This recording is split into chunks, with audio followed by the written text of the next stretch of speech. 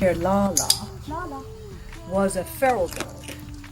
And when we say feral, we're referring to a species of animal that is domesticated and, if you like, gone back to the wild. So the canine has been domesticated, but now we have, in America, lots of packs of feral dogs running around. And actually it is a problem that's pretty worldwide, which you probably are familiar with. Hence all of the big push to get the animals spayed and neutered, because we have this huge overpopulation and not enough homes for everybody to go to. And so this dog here, when she was found, Lala, she was already an adult dog, and it took the rescue group a week to catch her because she was terrified. And she was living under a trailer. This is up in New Mexico where I used to live. And she had with her a whole bunch of pups. And then finally the rescue group caught her, and they managed to find homes for the pups. But her particular future would have been somewhat bleak, because to take a dog that is basically wild and to get them to wants to be with close to humans that have before shot at them, shouted at them, chased them off, tried to kill them, in other words, so humans are the threat. The last thing a feral dog wants to do is go, hey, you're my friend, let me hang out with you. So with Lala, they called her Brownie back then when they first caught her. It was a little bit touch and go. So the very first thing that I taught her was the SIT, which is what she's doing very nicely now. And because she's a very sensitive dog, the approach to training dogs like this actually has to be hands-off. And that's what we're going to do with the little pup who's over there. She's actually now on top of that cardboard box. She's behind the igloo. I don't know if you can see her. It's very cute. So she came in yesterday. She was caught yesterday. She comes from up at the Tennessee-Alabama border, and what they said was that the mother is Great Pyrenees German Shepherd mix, and she's had quite a few litters of pups. But they found one pup dead on the side of the road, and they don't know what happened to the other one, and they were able to catch that one. And she's maybe 9 weeks old. So we're lucky because she still is young enough, so we'll be able to do something with her. Now, the worst thing that I could do is force myself upon her, thinking that she's a domestic dog and knows all about humans and knows all about cars and trucks and doors and other dogs and radios and TVs and the human voice. She knows none of that stuff, and so since yesterday she's been hiding in the corner. I mean, it's very poignant, to say the least. So all I'm doing is I'm going in there quietly and just throwing pieces of turkey at her, and then I'm leaving her. I go back out again. As long as I make sure she has enough room to feel that she can escape somewhere, that I'm not flooding her with me. If I put too much pressure on her, as anyone would, normally without realizing, and that's when she could turn around and bite. And I think that's what happened at the clinic yesterday, at the veterinary clinic yesterday. But they didn't, I don't think they understood, perhaps, and so she did bite one of the vet techs. So when you have the feral dogs, you've got to understand, or any dog actually, quite frankly, if they don't understand what's happening and you push yourself too much on them, they'll turn around and bite you. And that goes for training too. So you've got to be quite careful how you handle it. So with this little girl, what I'm doing is I'm giving her lots and lots of time to find her own adjustment here at my place.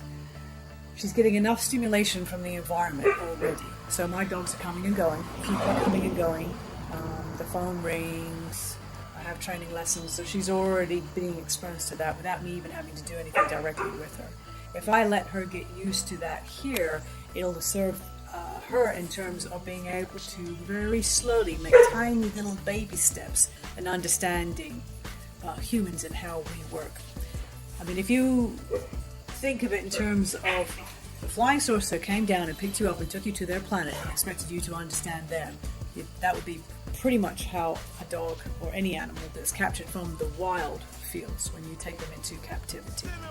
Just because they're a dog doesn't mean that this is not captivity. Domestication is a nice term for captivity. It's the same thing.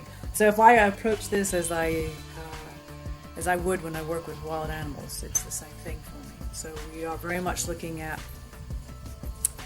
letting her feel that the environment around her, which is our domestic environment, is reinforcing all the good stuff. by reinforcing all of the good stuff, then she wants to be here. It will build up her confidence. She won't feel overwhelmed and flooded. And then eventually we'll be able to get her a good home with a person that really wants her. So that's a feral doll. Tiny little baby steps, reinforcing each little step as we go along. There's one other thing that I will work with her, not yet, but the next stage, and that will be what's called target training. And when people go up to a dog they don't know, what's the very first thing that everybody always does? They stick out their hand, don't they? And they say, smell my hand. So when you have a dog that doesn't know anything about humans and someone does that, they're like, whoa, here's this. You know, it's like a hand coming in over on top of their head. So I train a dog to touch my hand. So I have my open palm down, and I initially have food there. So they come and they target it on the food, and they take the food from my palm. And I reinforce that particular behavior. So then I open up the palm, the dog goes towards it, and I use my clicker to mark that. And they touch the palm of my hand, and then I feed with the other hand. Then I start to insert the command word, touch. And they come to the hand, they touch my hand, I click and reinforce it. So there we see the breathing is getting a little bit quicker. She's not looking at me at all, but rather now turning her head into the corner. So these are all physical signs of her trying to hide from me, as I am the thing that she is scared of. Because her history of humans is that we are something to be scared of. There, you see that? So her face is completely jammed into the corner like that. So if I were to go and grab her now, for example, I would completely overwhelm her and she would turn around and try and bite me. So what we're looking for, the next step that we are looking for, is for her to turn and watch me come in here and actually put the food on the ground, and for her not to be scared of that. And the day that I see her turn around and actually watch me do this, then I know I've made a breakthrough. And then after that, it'll be easy. Right now, we're still very much in the critical part, which is to be expected because, you know, she's 12 hours in with me, and that's it.